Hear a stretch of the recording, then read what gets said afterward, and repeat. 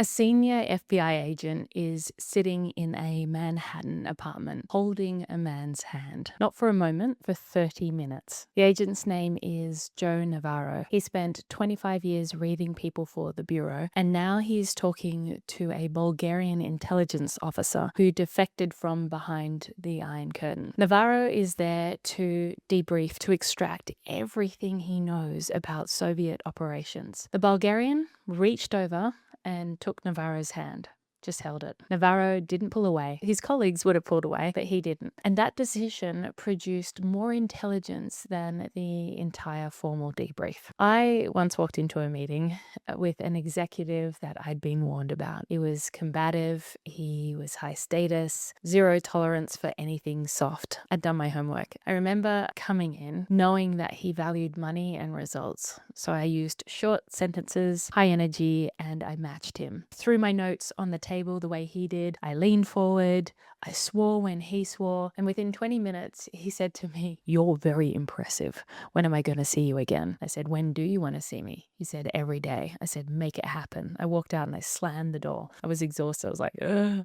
Now, what I was more shocked about was that it had worked. Now, when I match people physically and vocally, I don't expel so much energy, but I do make that shift. And that's really, really important. Matching someone at that level, it isn't passive. It's one of the most commanding things you can do in a room. Chris Voss spent decades as the FBI's lead hostage negotiator. In his book, Never Split the Difference, he describes what he calls tactical empathy. Not agreeing with someone, not performing warmth, but understanding their world so precisely that they can feel it. His core technique is matching or mirroring. He also says that you should repeat the last few words someone says in their register at their pace. It forces them to keep talking, to go deeper, to feel heard. Say, "How are things going for you?" They say, "It's really challenging." You say, "It's really challenging." And then they keep talking. A 2021 study in law and human behavior trained investigators in rapport-based tactics. They found it directly increased trust and indirectly produced far greater